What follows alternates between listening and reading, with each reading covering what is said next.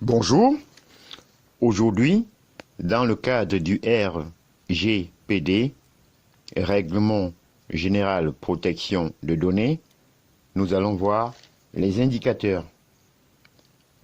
Les responsables du traitement doivent être à mesure de démontrer qu'ils ont mis en œuvre des mesures et des garanties pour atteindre les objectifs poursuivis.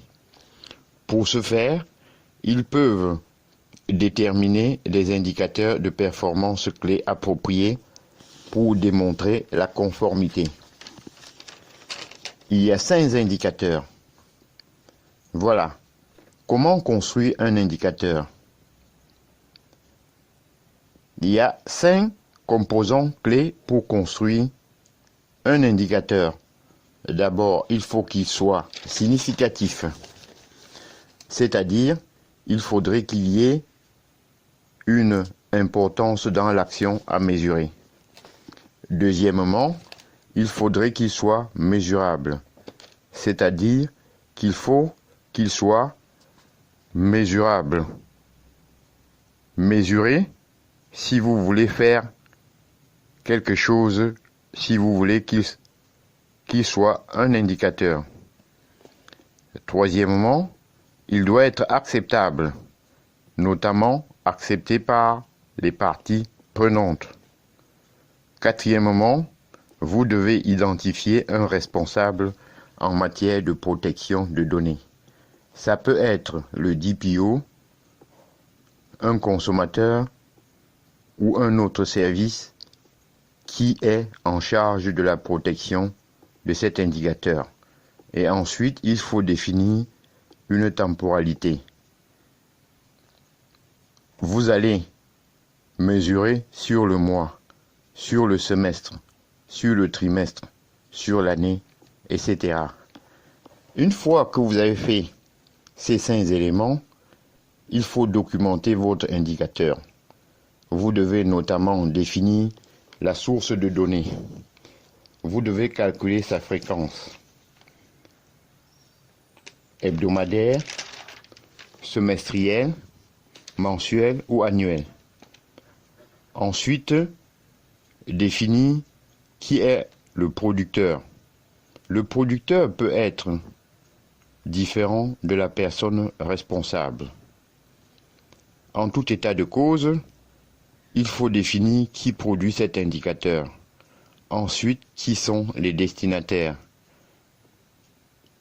C'est le DPO, le manager, etc. Quel indicateur définir? En matière de protection de données, quel indicateur définir? Les indicateurs peuvent varier en fonction des entreprises.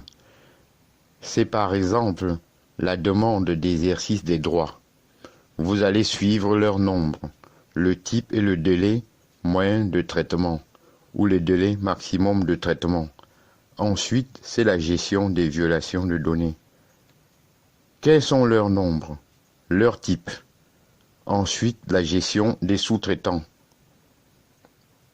De combien de sous-traitants avez-vous évalué ou réévalué? Leur nombre, leur type. Ensuite, sur le registre des activités, le nombre d'enregistrements, des modifications, etc. L'ensemble de ces indicateurs vont contribuer à votre reporting de DPO. Le bilan annuel n'est pas obligatoire, mais vous pouvez le faire. Ce reporting va dans le cadre de votre bilan annuel, vous permettre d'éclairer soit les améliorations qui ont pu être éclairées, soit les améliorations qui ont pu être faites, soit le maintien du niveau de la conformité, soit encore les améliorations qui doivent être apportées dans le futur. Les indicateurs permettent de s'appuyer sur des chiffres. Il faut aussi documenter les indicateurs. C'est très important pour garantir leur caractère reproductible. Les indicateurs mettent aussi permettent aussi de communiquer sur les résultats. J'en ai terminé et je vous en remercie.